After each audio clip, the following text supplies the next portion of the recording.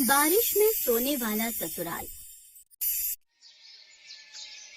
ममता जैसे ही ब्याह कर अपने ससुराल पहुंची तो देखा उसके ससुराल में चारों तरफ दीवारें थी, बहुत सारे कमरे थे, हर कमरे में बेड था, अलमारी थी, बहुत अच्छा किचन भी बना था, लेकिन पूरे घर में कहीं पर भी छत नहीं थी।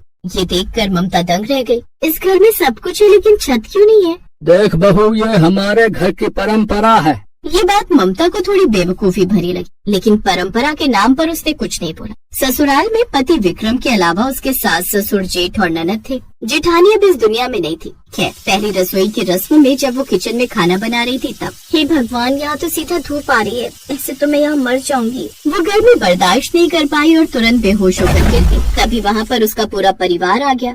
आजकल की लड़कियों में दम ही नहीं होता। पायल, एक बाल्टी पानी भर के डाल दे, इससे होश आ जाएगा। फिर जल्दी से बोल, खाना बनाए। हाँ, बहुत तेज भूख लगी है हमें। हाँ पापा। पायल ने एक बाल्टी भरकर पानी ममता के ऊपर डाल दिया, जिससे उसे होश आया। ममता को उन लोगों का बिहेवियर ठीक नहीं लगा। किसी तरह उसने खाना बना लिया और सबने खा भी लिया। आज विक्रम और ममता की सुहाग रात थी। सुहाग रात मनाने के बाद जैसे ही उनकी आंख लगी, वैसे ही अचानक मूसलाधार बारिश होने लगी। सारा बिस्तर, सारा सामान गीला होने लगा। ममता तुरंत भागकर घर के बाहर निकल गई और किसी दूसरे के घर के बाहर छप्पर के नीचे बैठ गई। तभी वहाँ पर उसके ससुराल वाले आ गए। बदतमीज औरत है, ना गर्मी बर्दाश्त होती ना बारिश है, दूसरों के घर के बाहर आकर बैठ गई। ऐसी औरतों को तो बेल्ट से मारना चाहिए। मैं बेल्ट लेके आती हूँ, बिना मारे वो सुधरेंगी नहीं। रहने दो पायल, मेरे पास बेल्ट है। अपने ससुराल वालों का ये रूप देखकर ममता दंग रह गई। आसमान में बिजली कड़कने लगी, आंधी तूफान आ गया। ससुराल वाले ममता को घसीटकर वापस घर के अंदर ले गए और सारी रात वो लोग बारिश में सोए। लेकिन ममता को नींद नहीं आ रही थी। वो सुबह तक ऐसे ही बैठी रही। फिर दोपहर को उसका परिवार कहीं चला गया। मेरे ससुराल में तो हर कोई बदतमीज है। पूरे गांव में हर किसी के घर में छत है, सिर्फ हमारे घर में नहीं। पता तो करना ही पड़ेगा। ममता अपने घर के बाहर खड़ी हो गई। तभी वहाँ से कुछ औरतें गुजरी। ममता ने उन औरतों को बुला लिया। सुनिए, मैं आप लोगों से एक बात जानना चाहती हूँ कि हमारे घर में छत क्यों नहीं है? क्या सच में हमारे परिवार की ऐसी कोई परंपरा है? लगता है तेरे ससुराल वाले बाहर ऐश करने गए, इसीलिए तू हमसे बात कर पा रही है। बहू, तुम्हारे ससुराल वालों ने कई बार छत बनवाने की कोशिश की, लेकिन हर बार छत गिर जाती थी। बहुत सारे मिस्त्री, इंजीनियर, बहुत सारे तांत्रिकों ने भी कोशिश की, लेकिन जितनी बार वो लोग छत बनवाते थे, छत खुद ब खुद गिर जाती थी। लेकिन इसके पीछे कारण क्या हो सकता है? बहू, जब से तुम्हारी जेठानी ये दुनिया छोड़कर गई है ना, तब से ये घटनाएं हो रही हैं। वरना उसके पहले तो इस घर में भी छत थी। अब हम लोग चलते हैं, वरना अगर धोखे से तुम्हारे ससुराल वालों ने देख लिया तो तुम्हें बहुत मारेंगे। इतना बोलकर वो औरतें वहाँ से चली गई। फिर धीरे धीरे शाम हो गई और ममता ने खाना बनाकर रख लिया। तभी उसके ससुराल वाले पी कर आए। सब लोग खाना खाने लगे। ये कैसा बेवता खाना बनाया है? तेरे माँ बाप ने तुझे खाना बनाना नहीं सिखाया क्या? है बे? चलो आज इसे कमरे में बंद करके खूब मारते हैं। बहुत दिनों से हाथ साफ नहीं किया। सही कह रही हो माँ, आज 2-4 हाथ तो मैं भी लगाऊंगी इस चुड़ैल को। नहीं, ऐसा मत कीजिए, दोबारा ऐसी गलती नहीं होगी।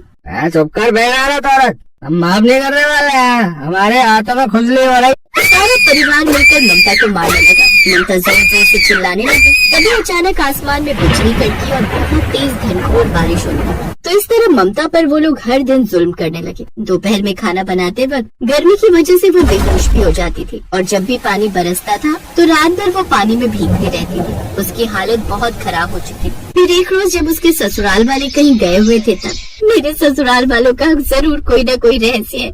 मुझे उस रहस्य से पर्दा उठाना ही होगा। ममता उस घर के हर कमरे की तलाशी लेने लगी। तभी उसे एक पुरानी डायरी मिली। वो डायरी उसकी जेठानी ने लिखी थी। जब तक मेरी आत्मा को शांति नहीं मिलेगी तब तक इस घर की छत नहीं टिकेगी। जब जब इस घर की बहुओं पर अत्याचार होगा तब तक आंधी तूफान तेज होगा। जिस दिन इस घर की किसी बहू ने इन लोगों का विरोध कर दिया, उसी वक्त बारिश थम जाएगी। दरअसल कुछ साल पहले जो हरकतें ममता के साथ हो रही थी, वही हरकतें उसकी जेठानी के साथ होती थी। इन सबसे तंग आकर उसकी जेठानी ने एक डायरी लिखकर उसी घर में कहीं छुपा दी और फिर उसने खुद को खत्म कर लिया। अब ममता वो डायरी पढ़ चुकी थी। इसका मतलब जेठानी जी ने इन लोगों से तंग आकर खुद को खत्म कर लिया और ये राज छुपाने के लिए इन लोगों ने परंपरा का नाम दे दिया। रात में फिर से ससुराल वाले पी कर आए। जब बारिश होने लगी तब ममता किसी पड़ोसी के बरामदे में पहुंच गई। तभी ससुराल वाले वहाँ पर आ गए। विक्रम ने जैसे उस पर हाथ उठाया, वैसे ही ममता ने उसका हाथ पकड़ कर विक्रम चिल्ला उठा, बहुत बर्दाश्त कर ली तुम लोगों की बदतमीजी, अब कोई अत्याचार नहीं चलेगा तुम लोगों का।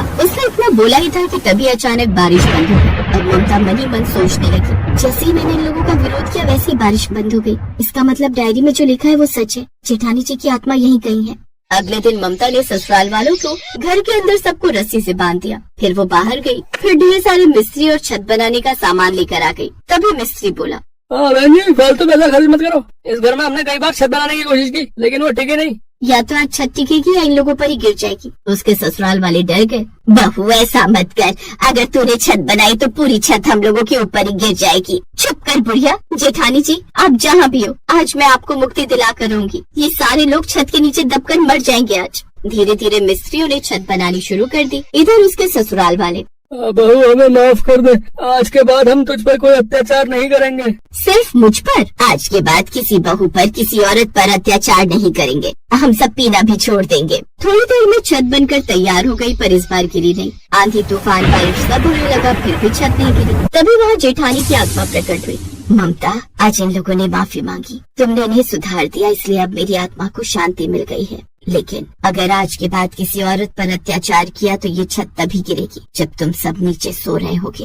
हमें माफ कर दो राधा, आज के बाद ऐसा कुछ नहीं होगा। उसकी आत्मा गायब हो गई। उस दिन के बाद सब खुशी खुशी रहने लगे।